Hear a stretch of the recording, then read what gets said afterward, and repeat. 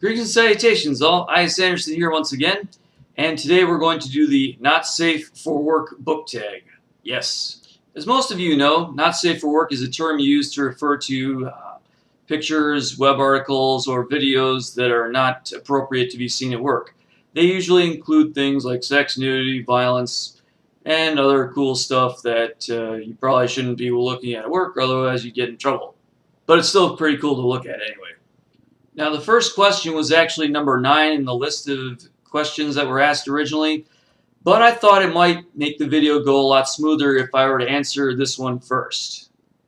Have you ever read something from the erotica/romance genre, and what did you think? As far as the romance genre goes, I haven't read any of that really, except for maybe 50 Shades of Grey.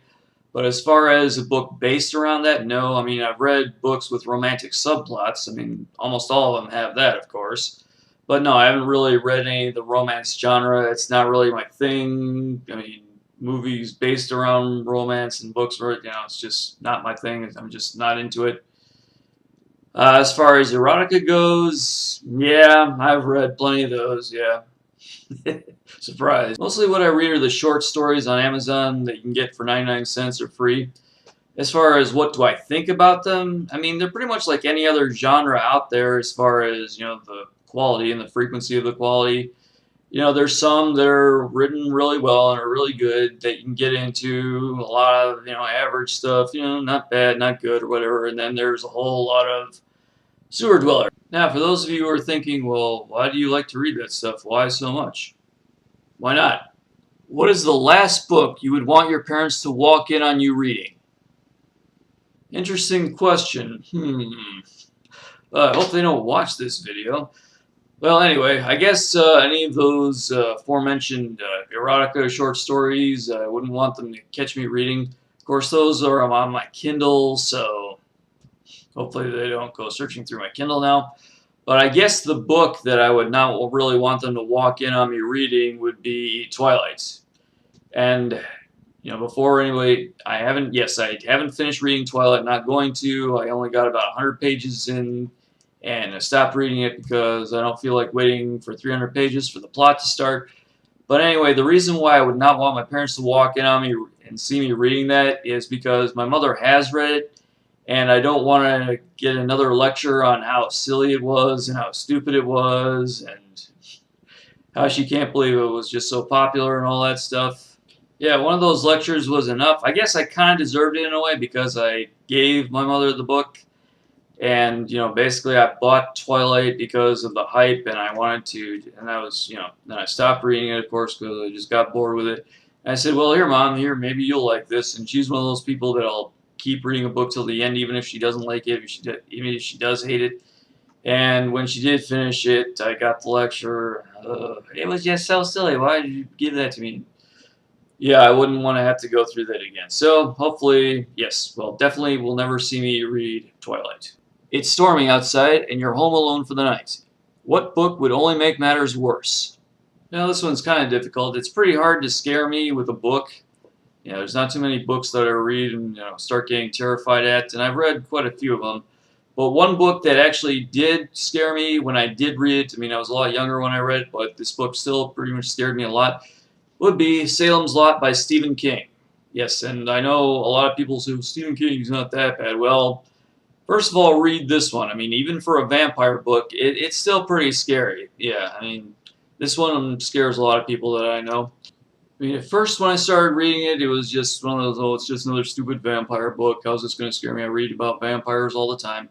But then it actually turned out to be quite scary on an intellectual level, and I don't know. Can't really say, it's hard to say there's jump scares because, I mean, it's a book, but still, it was pretty scary. So yeah, that one would definitely make it a little bit difficult for me on a stormy, rainy night. Have you ever read a book simply because of the controversy surrounding it? Yes, there was. There was a book that a lot of years ago had a lot of controversy surrounding it. A lot of people were afraid of what this was going to do to the youth of America and all over the world. And because of this, it eventually ended up in my hands, and I read it, and it turned out to be one of the best books I had ever read. And I read a whole series of books based on this one book. So, can you guess what it is? Let me show you. Yeah, not a lot of people think about Harry Potter when they think of not safe for work. But the thing is, you got to remember, there was a lot of controversy surrounding this. I mean, there was a lot of groups that were saying, you know, it was going to teach children about witchcraft. It's been banned in a lot of schools. And actually, the way my mother found out about this book, she was the one who introduced it to me. And the way she found out about it was that J.K. Rowling went on the Rosie O'Donnell show, and Rosie O'Donnell was asking her about, well, why are people, you know, banning your book, and why are, you know, you getting all this flack from all these people? And J.K. Rowling told her about it, and my mother, you know, she decided to go out and buy the book because of that, and she said, "Oh no, you should read this, you should read this, you should read this," and she kept pushing me, and then I read Harry Potter and read the whole series. So yeah, let this go to show you, you know, controversy around a book, it only, in the long run, it only helps it. So you just remember that the next time you want to ban a book. What is the most cringe-inducing romance or sex scene you have ever read? Believe it or not, the cringe-worthy sex scene that comes to mind did not come from any of those erotica short stories that I read. Nope, those are mostly tame by my standards, actually. But anyway, the cringe-worthy scene actually comes from a independently published book entitled Hour of the Beast. Now, if you give this cover a look, you can pretty much tell what I'm referring to. I mean, you can probably just look at that cover and say, "Oh, yeah, is that what? Yeah, that's what happens." Yeah, yeah. The scene, it actually has, it's right in the beginning of the book, and it actually comes with the sound effects written out too. So, yeah, pretty much look at that cover and you can tell exactly what happens. And I don't think I need to get into describing it. And that was, yes, kind of cringeworthy. What book has made you question the author's sanity? Short answer, no. No book has ever made me question the author's sanity. The reason why no book has made me question the author's sanity, though, is because I know every author out there, everyone you can think of, from the big ones to the small ones, they've all got a screw loose somewhere. Yes, I don't care if they literally write about nothing but rainbows and unicorns. There is some aspect of their personality that would make you go, that's a little bit different. If you think about it, I mean, writing is kind of a tricky business to get into in the first place. I mean, got to get yourself noticed. I mean, even if you go through independent or traditionally published, I mean, it's pretty hard to get noticed either way. Plus, I mean, people write usually to get out some sort of, you know, psychological stress that they're under. So trust me, I mean, no matter how nice they are, or you know, they seem to be, or they actually are, trust me, there's some screw loose in there somewhere. And I would know because if you remember, I happen to be one of them. Have you ever put down a book and not finished it because the content was too much for you? There isn't a book I've ever put down simply because the material was too much. However, there was one that I put down not so much because it was too much. I mean, it was a bit much for me, but I would have kept going if it had managed to hold my interest, but it just didn't hold my interest enough to justify the amount of stuff that was a bit too much for me. That book would be American Gods by Neil Gaiman. And this book, I mean, it's controversial, yeah. I mean, fine, whatever. And it did have some sex scenes between two men. You know, nothing wrong with. You know, I'm not saying anything about homosexuality. I just prefer not to read it. And that would have been okay if the book had managed to at least hold my interest enough. But the thing is, it didn't. I mean, it just did not hold my interest. I mean, it's about different mythological gods. You would think it would hold my interest, but it didn't. I mean, the main character just seems so indifferent about me. I mean, he meets Odin and he's just like, yeah, whatever, that's nice. And then he meets, you know, all these different gods from different mythologies, and he's just so indifferent about it, and he's just going along, and then he tries to commit suicide for some reason. And I was disappointed that he failed. So at that point, I just said, you know what, this book just isn't worth my time, and I stopped reading it. So as far as being too much, never, but too much to justify not being entertained, yeah, that would be American Gods. What fictional character do you have the most not safe for work thoughts about? This is a pretty interesting question, actually. As a person who prefers to have those sort of thoughts about women, there's not a lot of options as far as book characters goes. I mean, there are a few female characters that do have the sexuality thrown in that are sort of built around their sexuality. Ariana Martell, the Song of Ice and Fire series would be one.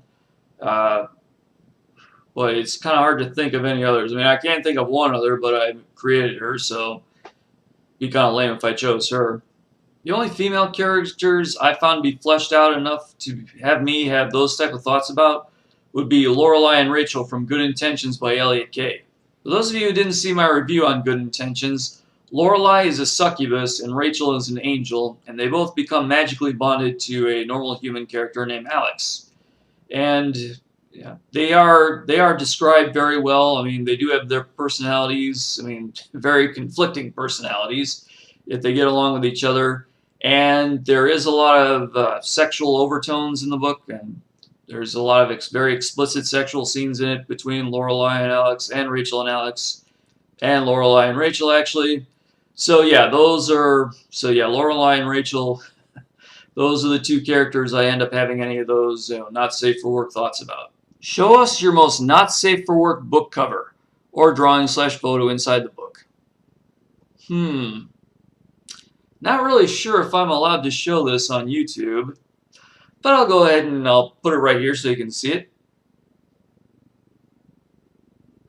Yeah, just think, that's even not the most risque version of that photo there is out there. You stumble across a portkey.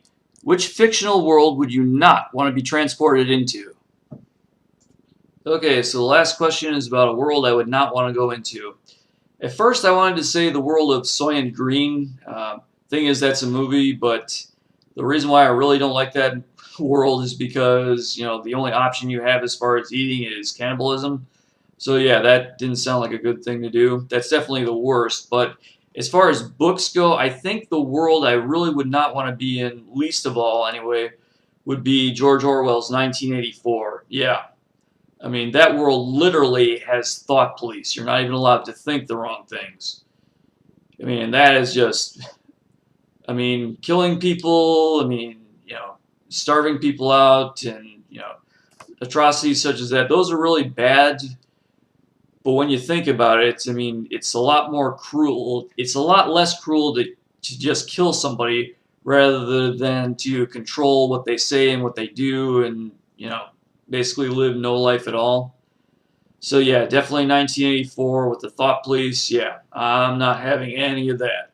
And that was my Not Safe for Work book tag. Hope you enjoyed that. As always, my print and contact information will be down below in the abyss. And please comment, rate, subscribe. You know the drill. And until next time, this is I.S. Anderson saying, everybody, make your lives grand and have a good day. Thank you very much.